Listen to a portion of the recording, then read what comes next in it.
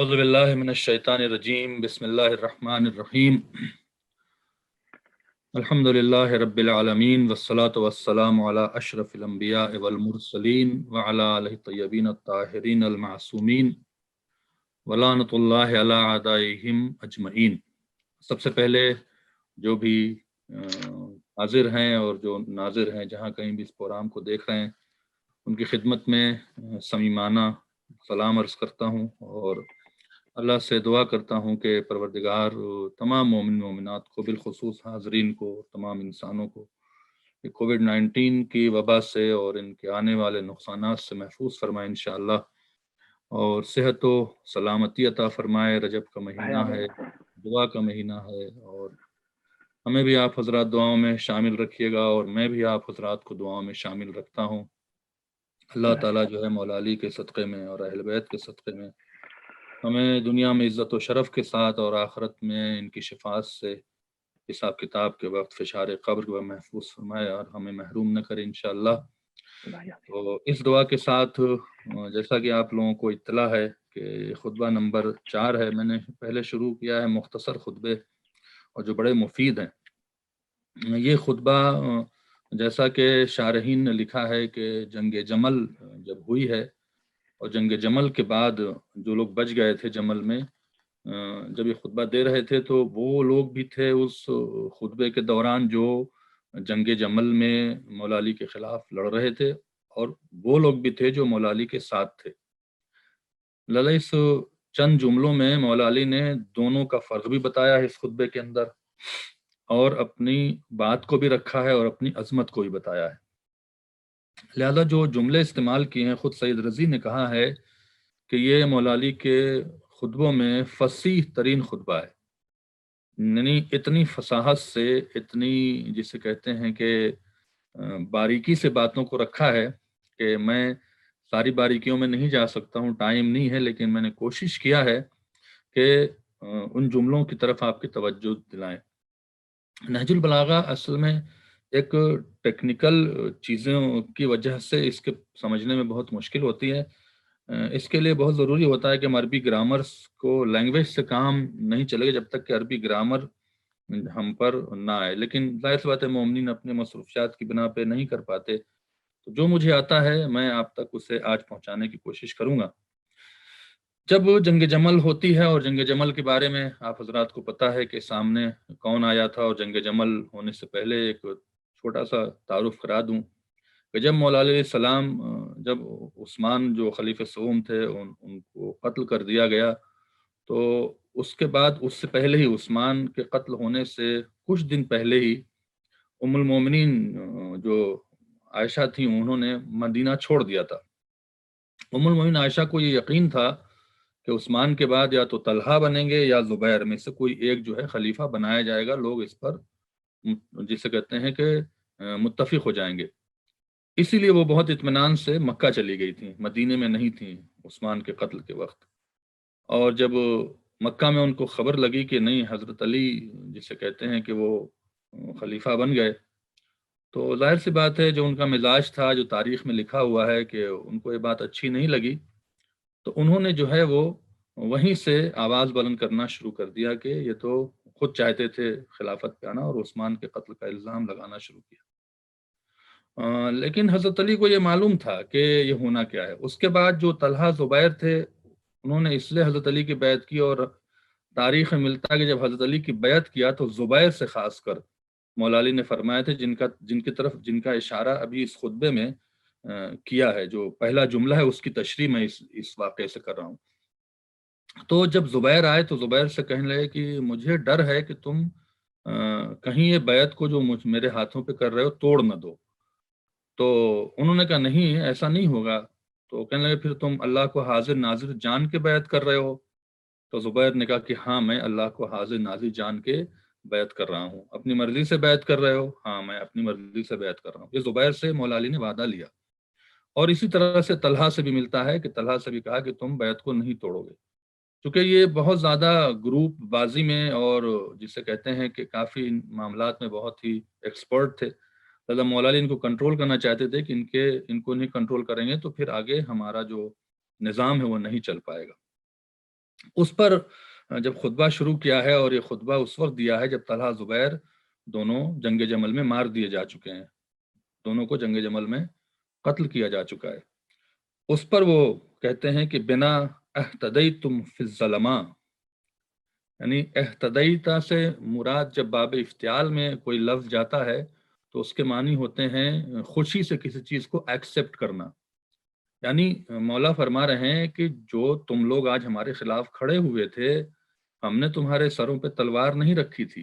یعنی اشارہ دیکھیں کتنا حسین ہے کہ ہم نے، اور جیسے پہلے ہوا مدینے میں کہ تلوار لے کے کھڑے ہو گئے کہ مانو بیعت کرو، اور حضرت علی سے بھی زبردستی کی گئی بیعت کرنے کی، تو اہتدیتم سے مراد یہ ہے کہ آپ جیسے ابھی ہم نے کہا، اور جو درس نہج البلاغہ درس کے لوگ ہیں، آصف رضا صاحب نے، انم صاحبہ نے کہا کہ آپ حضرات تشریف لائیں، تو آپ اپنی مرضی سے اس گروپ میں آپ ہمارے درس میں آئے ہیں، آپ کے سر پہ کوئی تلوار نہیں رکھی گئی ہے۔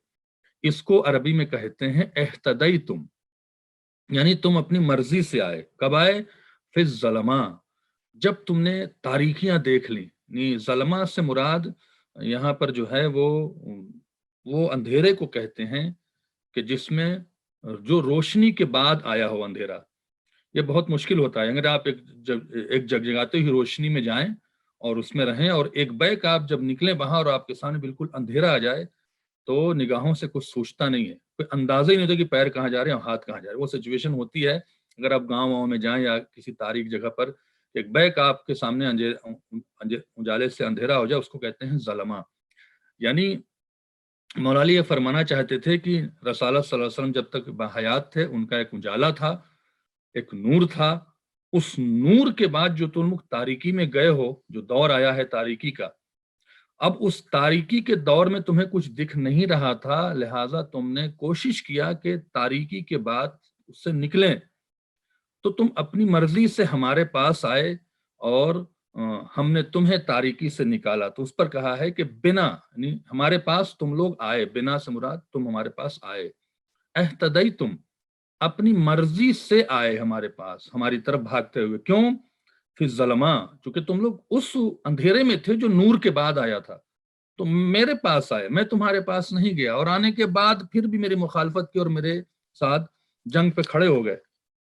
پھر مولا نے فرمایا وَتَسَنَّمْتُمْ ذُرْوَةَ الْعَلْيَا، یعنی تسنمتم سے مراد ہے کہ اوپر لے جانا، اور پھر ہم نے تمہیں اس ضلالت سے، اس اختلاف سے، وہ جو فتنہ ہو رہا تھا، وہ جو بنی امیہ کے لوگ تم پر سوار ہو رہے تھے، بھائی مہاجر اور انصار کیوں چڑے تھے خلافت ثلاثہ سے؟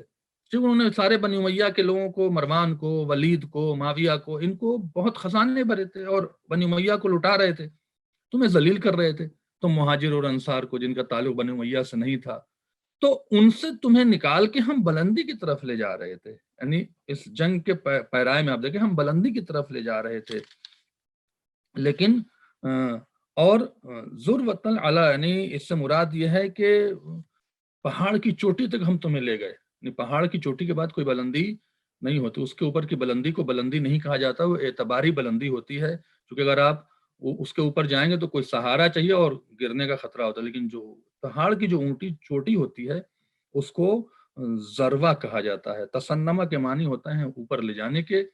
ہم تمہیں اٹھا کے لے آ کے ایک بلند مقام پر کھڑا کرتے ہیں، تمہیں عزت دیتے ہیں، تم اپنی مرضی سے آئے تھے، تمہارا کوئی حق نہیں بنتا تھا، لیکن ایز ایک امام، ایز اے رہبر، ہم نے تمہیں جسے کہتے ہیں کہ ایک بلندی دی، لیکن اس کے باوجود تم نے جو ہے وہ اس طرح کی حرکت کی اور ہمارے خلاف کھڑے ہوئے اور جمل میں آئے۔ پھر فرمایا اور ہم نے اس کے بعد کیا کیا؟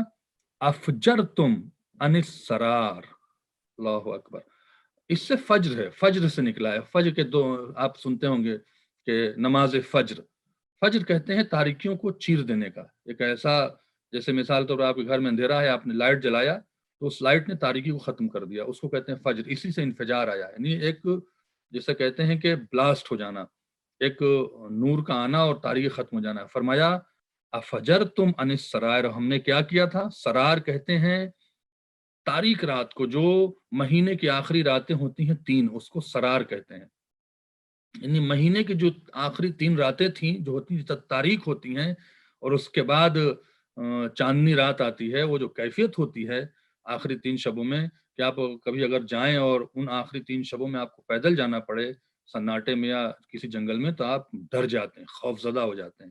ایسی تاریک رات کو سرار کہتے ہیں، جہاں انسان کے دل میں خوف اور ڈر ہو اور ہر طرح کے خطرات ہوں۔ اس سے مولا کہتے ہیں کہ یہ جو تم دیکھ رہے تھے، تمہارے ساتھ ہو کیا رہا تھا، زیادتیاں ہو رہی تھیں، تم اندھیرے میں پڑے ہوئے تھے، ہم نے تمہیں ان اندھیروں سے نکالا، اور نکالنے کے بعد یہاں تک لے آئے، تم اپنی مرضی سے آئے، اس کے باوجود تم نے جو ہے ہمیں ہمارے ساتھ کیا کیا جمل کے اندر تمہیں خود پتا ہے۔ کیا کہا کہ افجر تم انس سرار، یعنی ہم نے تاریکیوں سے تمہیں نکالا ہے۔ کیا خود مولا علی کا اشارہ ہے قرآن مجید کی آیت کی طرف، جو آپ سورہ آپ آیت الکرسی میں پڑھتے ہیں، اللہ والذین آمنوا یخرج من الظلمات الی النور، اللہ جو ہے مومنین کا ذمہ دار ہے، ولی ہے، تمہیں ظلمات سے نکال کے نور کی طرف لے جاتا ہے۔ اسی کی طرف اشارہ مولا علی کر رہے ہیں کہ اللہ نے تو کہا ہے قرآن مجید میں، اور اس کو ہم نے کیا ہے تمہارے سامنے، کہ تمہیں ظلمت سے نکال کے نور کی طرف لے آئے تھے، اور تم پھر ظلمت کی طرف بھاگ رہے تھے۔ پھر ایک مقام پہ قرآن مجید میں سورہ زخرف کی آیت ہے، اوپر آیت الکرسی کی آیت تھی جو سورہ بقرہ میں ہے، پھر سورہ زخرف میں بھی اللہ اشارہ کرتا ہے قد جاءکم من اللہ نور، اللہ نے تمہارے پاس نور بھیجا تھا اپنی طرف سے، وہ کتاب و مبین، نور بھی بھیجا تھا اور کتاب مبین بھی ہے، نور اور ہے اور کتاب مبین اور ہے۔ یہدی بہ اللہ من اتبع رضوانہ سبل السلام، اللہ نے اسی نور کے ذریعے سے، اسی کتاب کے ذریعے سے تمہاری ہدایت کی، اور تم نے بہت ہی سلیقے سے، بہت خوشی سے اس ہدایت کو قبول کیا جو مومن تھے۔ یخرجہم من الظلمات الی النور، اور جب تم نے اس کو قبول کیا، نور کی ہدایت کو قبول کیا، کتاب کی ہدایت کو قبول کیا، تو اللہ نے تمہیں ظلمات سے نکال کے نور تک لے گئے۔ یعنی جو مولا علی کا فخر و مباحات بھی یہاں پر ہے کہ میں نے تمہیں ظلمات سے نکال کے نور کی طرف لے گئے، تاریکی سے نکالا تمہیں، تاریکی کو ختم کیا، یہ اللہ کی اس آیت کی طرف اشارہ ہے، اور اشارہ یہ ہے کہ میں ہی علی بن ابی طالب وہ نور ہوں جسے خداوند عالم قرآن مجید میں کہہ رہا ہے کہ میں نے نور بھیجا تھا رسول اللہ کے بعد، اگر نور ہوں میں تو میں ہوں، اور تم نے 25 سال جو تاریکیوں میں گزارا ہے، چونکہ وہ لوگ نور نہیں تھے، نور میں تھا، اور میں نے تمہیں نکالا ہے۔ اگر کوئی کوشچن آ رہا ہو تو مجھ بہت سے خوب، سوال کر سبحان لیں۔ اللہ، بہت خوب۔ ایک بار صلوات پڑھیں محمد و آل محمد پر۔ اللہم صلی علی محمد و آل محمد۔ پھر اس کے بعد فرماتے ہیں کہ عجیب و غریب جملہ ہے یہ، اور میں نے اس جملے پہ بہت غور کیا۔ وَوَقِرَ سَمْعٌ لَمْ يَفْقَهَ الْوَعْيَ، یعنی اس جملے کا ترجمہ یہ ہے کہ ایسا کیوں ہوا، مولا علی موجود تھے، ایسا کیوں ہوا؟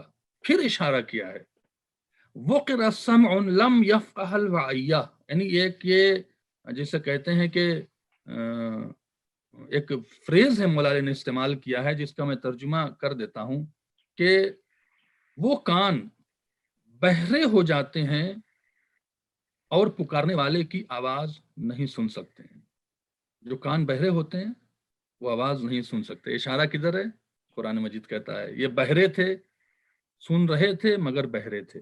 اسی کو ایک فریز میں لے آئے ہیں مولا علی کہ وہ کان بہرے ہو جائیں جو پکارنے والوں کی آواز نہ سن سکیں، یعنی مراد وہ لوگ بھلا دھیمی آواز کو کیا سن سکیں گے جن کے کان بلند ترین آوازوں کے سامنے بھی بہرے ہو رہے تھے۔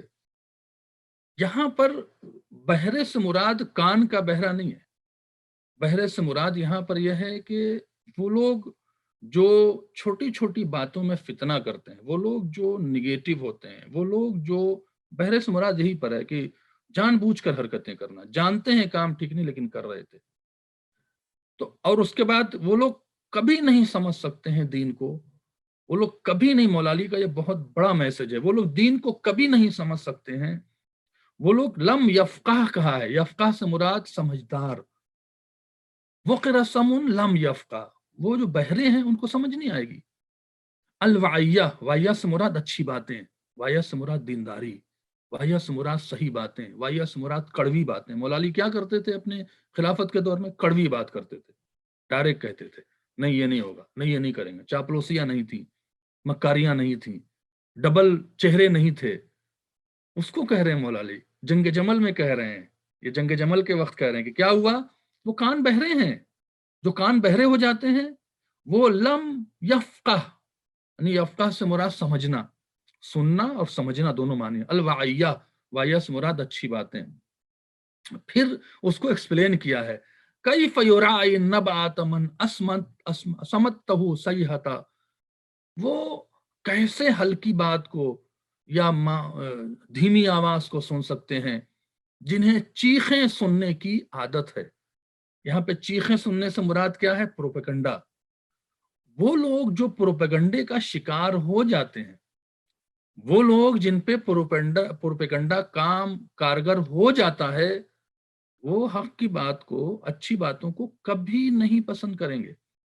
مولا علی یہ کیا اشارہ کر رہے تھے کہ مکہ سے لے کے، جسے کہتے ہیں کہ مدینہ سے مکہ اور مکہ سے ام المومنین چلی ہیں بصرہ کی طرف، اور اس درمیان میں پروپیگنڈا کرتے ہوئے، افواہیں پھیلاتے ہوئے، شور مچاتے ہوئے کہ آپ چلیں، عثمان کو علی نے قتل کرایا ہے، علی نے یہ کر دیا ہے، علی نے وہ کر دیا ہے. یہ اس کو کہتے ہیں، اس کو اشارہ کیا ہے کہ وہ لوگ ہماری آواز کو کیا سنتے، ہلکی آواز کو کیا سنتے. اور حضرت علی نے کبھی اس پروپیگنڈے کے خلاف کچھ بھی نہیں کہا، خاموش رہے. وہ دیکھنا چاہتے تھے کہ کیا ہوگا. لیکن جب اتمام حجت ہوا ہے، جب بصرہ میں ان کے ایک جو جیسے گھیرا گیا ہے، بصرے پہ حملہ کرنے کا ارادہ ہوا، تب مولا علی کوفہ ہے، اور کوفے سے پہلے اس کے بعد بصرہ ہے، جو جمل کے موقع پر جو جنگ ہوئی جس کو ہم جنگ جمل کہتے ہیں. تو وہ جو پروپیگنڈا تھا، لوگ گئے ہوئے تھے اور جب اس میں کچھ مارے گئے، تو وہ مولا علی کہہ رہے ہیں کہ تم لوگ چیخ سننے کے عادی تھے، تم لوگ پروپیگنڈا کرنے اور پروپیگنڈا سننے کے عادی. جو پروپیگنڈا کرنے اور سننے کا عادی ہوتا ہے اسے سچ بات نہیں پہنچتی ہے. عزیزان محترم، آج کے دور میں پروپیگنڈا بہت ہے. عزیزان محترم، آج کے دور میں اس طرح کی باتیں بہت ہیں.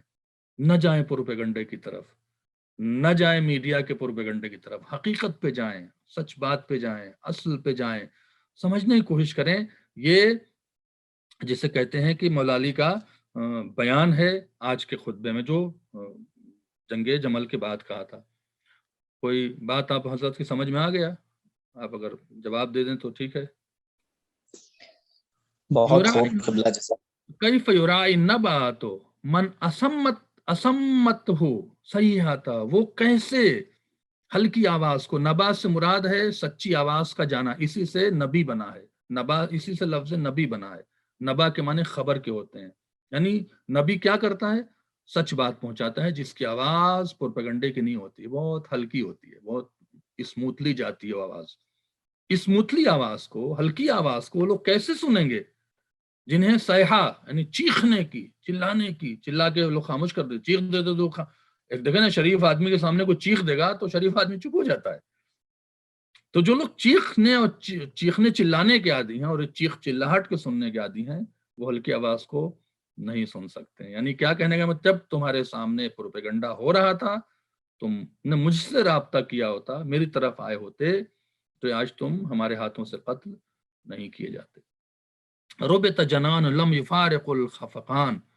اور اس کے بعد کہا کہ ہاں، ان لوگوں کو دیکھیں جن کو سکون دیا.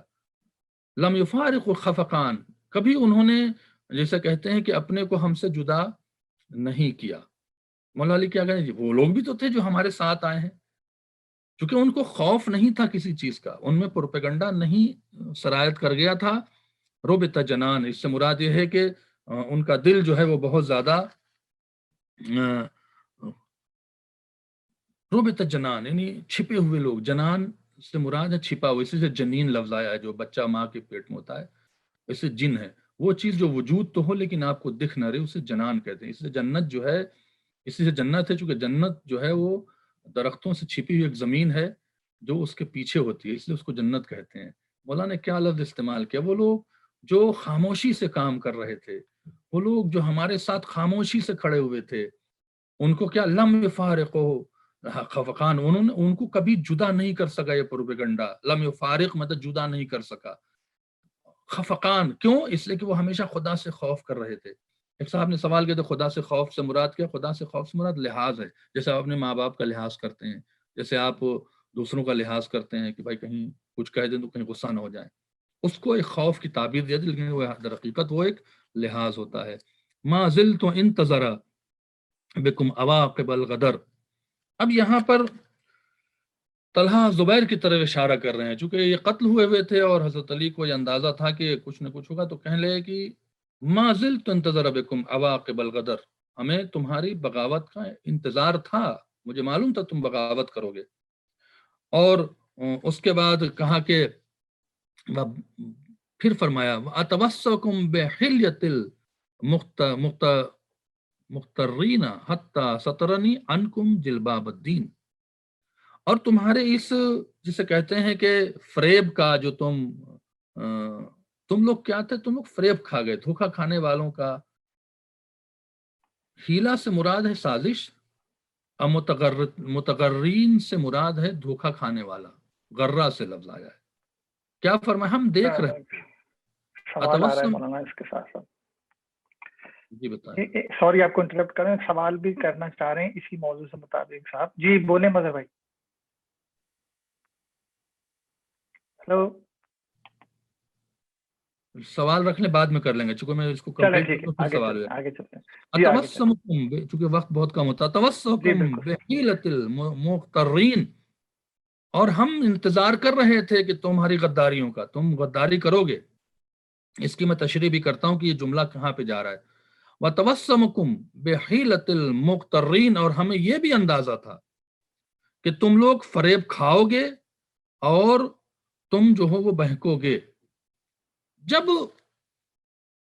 معاویہ کو حضرت علی نے خط لکھا اپنی خلافت کے بعد کہ تم وہاں پر لوگوں سے، چونکہ معاویہ خلیفہ نہیں تھا، معاویہ حضرت عثمان کے خلافت کے دور میں گورنر تھا شام کا، خلیفہ نہیں تھا، تو اس نے اپنا دعویٰ کیا بعد میں. تو ظاہر سی بات ہے وہ گورنری اس کی اس وقت تک باقی تھی. حضرت علی نے اس کو کچھ کہا نہیں، لیکن حضرت علی نے خط لکھا اس کو، اور خط میں یہ تھی کہ اگر تم گورنر ہو تو ہماری خود بیعت کرو اور لوگوں سے بیعت کرنے کے لیے کہو. معاویہ پریشان ہو گیا، اس لیے کہ انہیں پتا تھا کہ حضرت علی مانیں گے نہیں اور ہمیں معزول کریں گے. تعجب کی بات یہ ہے، خود ابن ابی العز معتزلی لکھتے ہیں اس بات کو کہ معاویہ نے اس حضرت علی کے خط کے جواب میں زبیر کو خط لکھا اور زبیر کو امیر المومنین لکھا، اور کہا کہ تم طلحہ کو لے کے، طلحہ کو بھی خط لکھا بعض میں، لیکن زبیر کے خط میں امیر المومنین زبیر کو لکھا ہے، اور لکھا کہ تم طلحہ کو لے کے مکہ آؤ اور کوفہ اور بصرہ پہ اٹیک کرو. کوفہ بصرہ کو قابو کر لو گے تو حضرت علی تمہارا کچھ نہیں کر سکتے. یعنی اس کا کہنا تھا کہ شام کا میں گورنر ہو جاؤں گا، کوفے کا طلحہ گورنر ہو جائیں گے زبیر، یا بصرے کا تم دونوں میں سے ایک گورنر لے لینا، پھر ہم حضرت علی سے لڑ لیں گے. یہ ان دونوں کی سمجھ میں بات آ گئی، چونکہ یہ اس سے پہلے گئے تھے حضرت علی کے پاس کہ ہم نے آپ کے ساتھ اتنی خدمت کی، آپ گورنری بانٹ رہے ہیں تو مجھے بھی گورنری دیں. طلحہ زبیر نے گورنری کا مطالبہ کیا تھا علی بن ابی طالب سے، تو مولا نے کہا تھا کہ اللہ کی تقسیم پر یقین رکھو، اور یہ حق جو ہے وہ کسی ناحق تک نہیں جائے گا، میری تقسیم پر یقین رکھو. یعنی انہوں نے صاف کہہ دیا تھا کہ تم اس لائق نہیں ہو تمہیں کچھ دیا جائے. اس سے بھی وہ زیادہ چڑھے ہوئے تو پھر معاویہ کا سہارا بھی مل گیا، ظاہر معاویہ کے پاس فوج تھی، تم کوفہ اور بصرہ ہو. تو یہ حضرت علی کے پاس آئے بہانہ کر کے مدینہ سے نکلنے کے لیے کہ ہم لوگ بہت دن ہو گیا ہے مکہ نہیں گئے ہیں، عمرہ کرنے جانا چاہتے ہیں. چونکہ مکہ میں ام المؤمنین موجود تھی، وہ حضرت علی خلافت کے بعد مدینہ آئی نہیں، مکہ ہی میں رہ گئیں، یہ مکہ جانا چاہتے تھے. حضرت علی کو اس بات کا پتا تھا، تو حضرت علی نے کہا کہ اگر تم جا رہے ہو تو تجدید بیعت کرو، اور یہ بیعت سب کے سامنے کرو. تو طلحہ زبیر کو مدینہ چھوڑنے سے پہلے حضرت علی نے سب کے سامنے تجدید بیعت کرایا تھا، اور حضرت علی کو یہ پتا تھا کہ یہ جنگ جمل میں سامنے آئیں گے تو لوگوں کو یہ معلوم ہو کہ یہ بیعت توڑ رہے ہیں. اس لیے اس کی طرف اشارہ کیا ہے جنگ جمل کے بعد کہ ہمیں ان کی غداری کا انتظار تھا اور ہمیں یہ پتا تھا کہ یہ دھوکہ کھائیں گے. یعنی معاویہ کی طرف اشارہ ہے کہ معاویہ انہیں دھوکہ دے گا. حتی سترنی عنکم جلباب الدین، یہاں پہ دو ترجمہ کیا گیا ہے.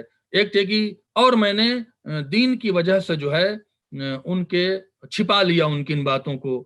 وبصرنیکم صدق النیہ، جبکہ ہماری نیت بہت صاف تھی، ہم اپنی نیت صاف ہونے کی بنا پہ ہم نہیں چاہتے تھے اگر مدینے میں بتا دیتے کہ بیعت توڑ کے جا رہے ہیں تو وہیں ان کو قتل کر دیتے مدینے میں لوگ، مہاجر اور انصار مل کے. ایسا نہیں تھا، طلحہ زبیر وہیں قتل ہو جاتے. لیکن ہم نے اس بات کو پوشیدہ رکھا صدق نیت کے ساتھ کہ ہاں یہ عمرے پہ جا رہے ہیں تو عمرے پہ جا رہے ہوں گے، یہ لفظی ترجمہ ہے. لیکن یہاں پہ شارحین نے بہت اچھا ترجمہ کیا ہے، اور وہ ترجمہ قابل قبول بھی علماء کو آیا ہے کہ مولا علی یہ فرمانا چاہتے ہیں حتی سترن عنکم جلباب الدین، دین کی چادر کی بنا پر لوگ ہمیں پہچان نہیں سکے.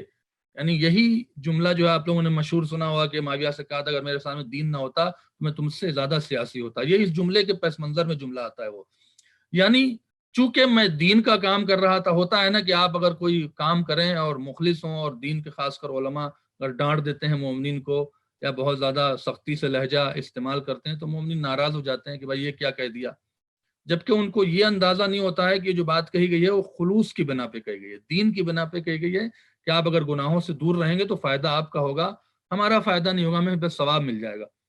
یعنی دین کی بنا پر کہ حضرت علی دین سمجھانا چاہتے تھے، دین کو بات لینا. چونکہ اس دور، اس سے پہلے کا جو دور تھا بڑا، آپ کو معلوم بڑا ظلم و جور کا دور گزرا تھا.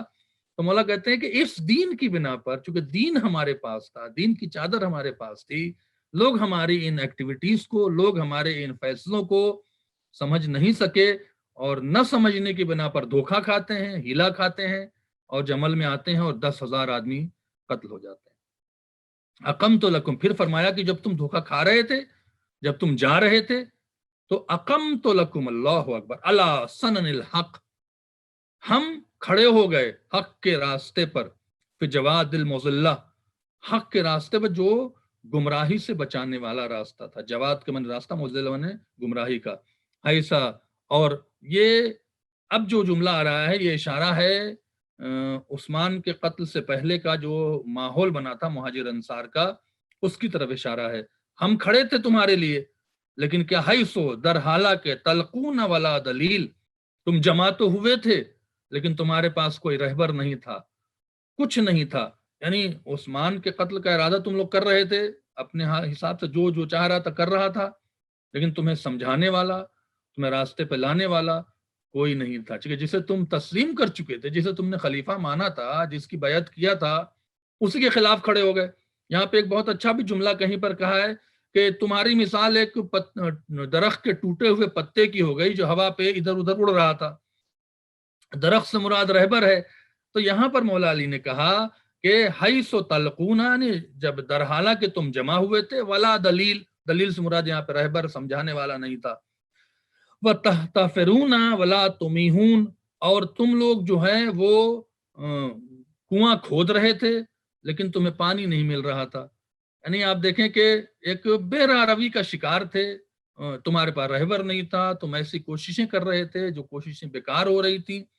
ایسے موقع پر تم میرے پاس آئے، اور آنے کے بعد تم نے مجھ سے فریاد کی تو میں کھڑا ہو گیا، جبکہ تمہارا کوئی حق نہیں بنتا. تم نے اتنا ستایا 25 سال کہ تمہارا کوئی حق نہیں بنتا تھا، لیکن میں کھڑا ہوا، اور کھڑا ہونے کے بعد تمہیں لے آیا، لیکن اس کے باوجود تم نے یہ حرکت کی، اور آج جمل میں تم اس طرح سے شرمندہ ہو رہے ہو. صلوات پڑھیں محمد وآل محمد. اللہم صلی علی محمد وآل محمد. اللہم صلی علی محمد وآل محمد. اللہ اور اس کے بعد اب جو ہے آخری جملہ ہے، اور اس جملے کے بعد سوال جواب ہوں گے. میرے پاس ابھی کم سے کم 10 منٹ ہے، 10 منٹ بعد کو واضح کرنا ہے. پھر فرمایا بہت سی چیزیں رہ گئی ہیں، بہت جلدی میں نہیں کہہ سکیں، لیکن آپ کو جو ہم نے جان کلام تھا وہ آپ تک پہنچا دیا. الیوم، جمل کے بعد یہ خطبہ دے رہے ہیں اب. الیوم انطق لکم العجما ذات البیان، اللہ اکبر. آج وہ بول رہا ہے. عجما سے مراد خاموش. یہاں پہ ایسے شخص کو کہا جاتا ہے جو کبھی بولے نہیں، خاموش رہے. کہتے ہیں نا کہ شریف خاموش رہتا ہے، وہ خاموشی جو ہوتی ہے شریفوں کی، اس کو عجما کہتے ہیں. الیوم انطق لکم العجما، آج وہ میں بول رہا ہوں، وہ بول رہا ہے تم سے جو 25 سال کبھی نہیں بولا، جس نے کبھی تم سے کوئی بات نہیں کی. ذات البیان، جبکہ وہ ایسا ہے کہ جس کو خداوند عالم نے بیان دیا ہے. خود یہ اشارہ کس کی طرف ہے؟ ذات البیان، صاحب بیان. الرحمن علم القرآن خلق الانسان علمہ البیان. یعنی یہ سورہ رحمان میں جو بیان کی تعلیم دی ہے نا، اس کو کہا ہے ذات البیان. وہ جو بیان خدا نے تعلیم دیا ہے وہ میں علی ابن ابی طالب ہوں، میرے پاس بیان ہے. اور یہاں پہ شعراء بھی موجود ہیں. بیان کہتے ہیں ایسی گفتگو کرنا کہ جس میں سارے پہلو آ بھی جائیں اور کوئی بلا وجہ کی فالتو باتیں بھی نہ آئیں، جسے کہتے ہیں جامع الافراد مانع الاغیار، یعنی غیر ضروری باتیں اس میں نہ آئیں اس بیان میں، اور جو اس بیان کا تمام پہلو ہے اس کو سمیٹ لیا جائے، اس کو بیان کہا جاتا ہے. اسی لیے اللہ نے کہا ہم نے بیان کی تعلیم دیا اسے، پہلے قرآن کی دیا اور پھر اس کو دنیا میں لے آئے. وہاں پہ مولا اسی کہتا ہے کہ میں کون تھا جو خاموش رہا، ذات البیان، جو جس کے پاس بیان تھا، جو ہر طریقے سے جادوئی باتیں کر کے تمہیں لا سکتا تھا اپنی طرف، لیکن ہم نے تمہیں استعمال نہیں کیا، ہم نے تمہیں یوز نہیں کیا. جب تم ہمارے پاس آئے تب میں کھڑا ہوا. اور آپ کو معلوم ہے کہ جنگ خلافت ثلاثہ کے خاتمے کے بعد لوگ دوڑے تھے علی بن ابی طالب کی طرف، جو خطبہ شیشہ میں کہا تم جانوروں کی طرح سے ارد گرد میرے جمع ہو گئے تھے. پھر آج کے دور میں یہ جملہ ہے جو آج بھی ہمیں سیکھنے کے لیے ہے، عزب رأى امری تخلف عنی، اس کی بات کی کوئی ویلو ہی نہیں رہ گئی جس نے میری مخالفت کی. کس نے کی تھی حضرت علی کی مخالفت جمل میں؟ کیا کہنا، سبحان اللہ. حضرت علی کی مخالفت کس نے جمل میں کیا تھا؟ ام المومنین نے. کس نے کیا تھا؟ طلحہ نے، زبیر نے، معاویہ نے. مولا نے کیا کہا کہ عزب رأی امری تخلف عنی، اس کی بات کی کوئی حیثیت نہیں رہ گئی جس نے میری مخالفت کر دی. آج بھی اگر کوئی علی بن ابی طالب کی مخالفت کرتا ہے، آج بھی کوئی فضائل علی کی مخالفت کرتا ہے، آج بھی کوئی ولایت علی کی مخالفت کرتا ہے، اس کی بات کی کوئی ویلو نہیں. علی بن ابی طالب فرما رہے ہیں تم کس کے چکروں میں آ گئے تھے؟ تم مکہ سے لے کے اور بصرہ تک 20 25 30 ہزار لوگ جمع ہو گئے میرے خلاف، کس کے چکروں میں آ گئے تھے؟ جبکہ وہ شخص جو تمہارے لیے راستے میں کھڑا تھا، تمہیں عزت دے رہا تھا، تمہیں شرف دے رہا تھا، تمہارے حقوق کی باتیں کر رہا تھا، اسی خلاف تم کھڑے ہو گئے. اسی لیے کوفی اور شامی کہا جاتا ہے. یہ کردار تھا جو حضرت علی جنگ جمل کے بعد ان کی تنبیہ کر رہے تھے. چونکہ جنگ جمل کے بعد یہ سارے جمع ہوئے تھے تو اس میں وہ لوگ بھی تھے جو لڑ رہے تھے حضرت علی کے خلاف. پھر فرمایا ما شککت فی الحق مذ اریتہ لم یوجس موسیٰ علیہ السلام خیفۃ علی نفسہ، ہم نے کبھی حق میں شک نہیں کیا، ہم حق خود ہی حق ہیں، خود ہی ہم حق ہیں، ہم اپنے میں شک کیوں کریں گے؟ مذ اریتہ، تم نے دیکھا کہ ہم نے کبھی شک نہیں کیا.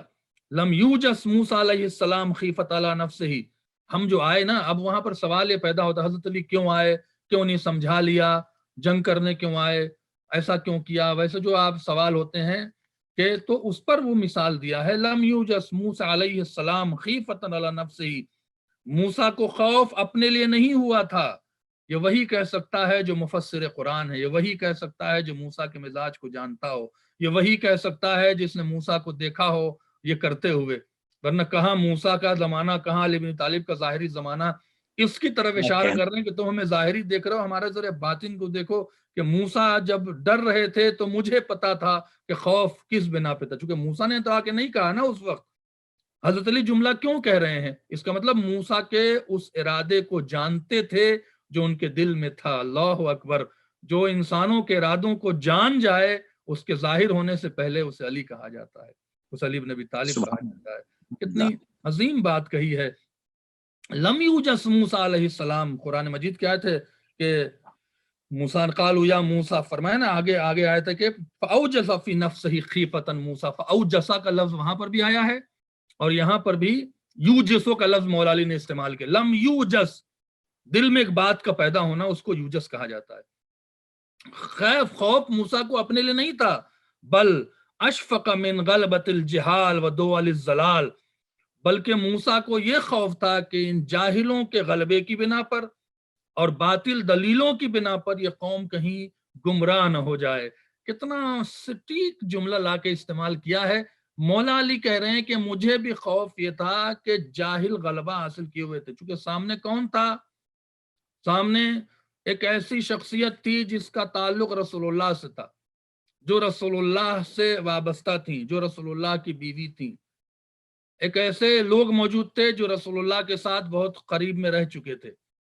تو یہ اپنے رشتہ داریوں سے، یہ اپنی چیزوں سے جہالت میں پڑنے کے بعد جبکہ ان پہ جہالت غالب تھی. ان کو پتا تھا کہ ہم کون ہیں اور کیا کریں. ان پہ جہالت سے مراد انانیت، جہالت سے مراد ضد، جہالت سے مراد حسد، جہالت سے مراد بغض.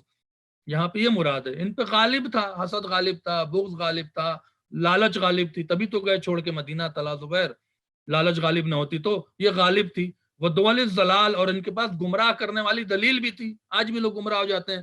کون دلیل تھا؟ ام المومنین تھی سامنے. سارے اسی لیے کھڑے ہوئے نا ام المومنین نے سامنے، ام المومنین کے سامنے، ام المومنین کی طرف جانا چاہیے، یہی کہہ کے جا رہے تھے لوگ. تو مولا علی کہہ رہے ہیں ڈر یہ تھا کہ ام المومنین کے اس قدم سے جو ایک جہالت کا قدم تھا، کہیں قوم گمراہ نہ ہو جائے. اس لیے میں آج زبان کھول رہا ہوں کہ میں حق ہوں اور میرے ساتھ جو ہے اسی کی بات کی ویلو ہے، جو میرے خلاف اس کے بات کی ویلو نہیں ہے. میری امید ہے کہ آپ تک بات پہنچی ہوگی. الیوم تواقفنا علی سبیل الحق والباطل من وثق بما لم یزما. اور آج کا دن وہ دن ہے کہ تمہارے سامنے فیصلہ ہو گیا ہے کہ کون حق کے ساتھ کھڑا ہے اور کون باطل کے ساتھ کھڑا ہے. اللہ اکبر. آج کے دن یہ فیصلہ ہو گیا. توافقنا، تم نے دیکھ لیا، موافق ہو گئے، علی سبیل الحق والباطل، کہ کون حق کے ساتھ ہے اور کون باطل کے ساتھ ہے. مولا علی نے کس طرح اشارہ کیا؟ رسول اللہ کی حدیث پر، علی حق والحق مع علی، علی مع الحق والحق مع علی. علی حق کے ساتھ ہے، حق علی کے ساتھ ہے. جو علی کے ساتھ تھا وہ حق پہ تھا، جو علی کے ساتھ نہیں تھا وہ باطل پہ تھا. پھر فرمایا کہ جب حضرت علی کے ساتھ لوگ جا رہے تھے، نہ دولت تھی نہ ثروت تھی، لشکر بھی چھوٹا تھا، کوفے سے بھی بہت زیادہ مخالفت ہوئی تھی حضرت علی کے جمل میں، بصرہ سے مخالفت ہوئی تھی، مکہ سے مخالفت ہوئی تھی، مدینہ سے مخالفت ہوئی تھی. لیکن جو لوگ حضرت علی کے ساتھ رہے جمل میں، حضرت علی کا ساتھ دیا، ان کے لیے جملہ کہا ہے جو میں سمجھتا ہوں کہ آپ لوگوں کو بہت محسوس کرے گا جو سن رہے ہیں. من وثقل بمائن لم یظما. جو پانی پر یقین رکھتا ہے وہ پیاسا نہیں ہوتا ہے. آپ دیکھیں کتنی زبردست مثال دیا. جو پانی پر یقین رکھتا ہے، یعنی جب انسان کنواں کھود رہا ہوتا ہے، اگر وہ پانی پہ یقین رکھتا ہے تو وہ کبھی پیاسا نہیں رہتا ہے. مولا علی نے اشارہ کر دیا کہ اگر تم ہماری باتوں پر، ہمارے کردار پر، ہماری جسے کہتے ہیں چیزوں پر یقین رکھو گے، کبھی پیاسے نہیں رہ جاؤ گے. یہاں پہ علماء نے کہا ہے پانی سے مراد عزت ہے اور پیاس سے مراد ذلت ہے. ایک اور ترجمہ کیا گیا ہے کہ پیاسا جو ہوتا ہے وہ اپنی پیاس بجھانے کے لیے ذلت تک چلا جاتا ہے، لیکن جو پیاسا نہیں ہوتا ہے، جو سیراب ہوتا ہے، وہ کہیں اور نہیں جایا کرتا ہے. مولا علی نے فرمایا کہ میری ولایت کا قبول کرنے والا کبھی بھی نہ پیاسا رہ سکتا ہے، میری ولایت کا قبول کرنے والا کبھی ذلیل نہیں ہو سکتا ہے، میری ولایت کا قبول کرنے والا کبھی ہار نہیں سکتا ہے. جو آج جمل میں تمہارے سامنے دکھ گیا ہے کہ جیتا کون ہے اور ہارا کون ہے، حق کدھر ہے اور باطل کدھر ہے. جس نے مجھے چھوڑ دیا اس کی بات کی کوئی ویلو نہیں رہ گئی. جس نے حضرت علی کے باتوں کو چھوڑ دیا، جس نے حضرت علی کے نصیحتوں کو چھوڑ دیا، جس نے حضرت علی کے فضائل کو چھوڑ دیا، اس کی بات کی کوئی ویلو کائنات میں نہیں رہ جاتی ہے. امید ہے کہ آپ تک یہ بات پہنچی ہوگی. آپ حضرات کی خدمت میں حاضر ہوں. اگر کوئی آپ کے ذہن میں سوال ہو، کوئی بات ہو تو آپ پوچھ سکتے ہیں. ہمارا درس ختم ہو گیا. السلام علیکم ورحمۃ اللہ وبرکاتہ.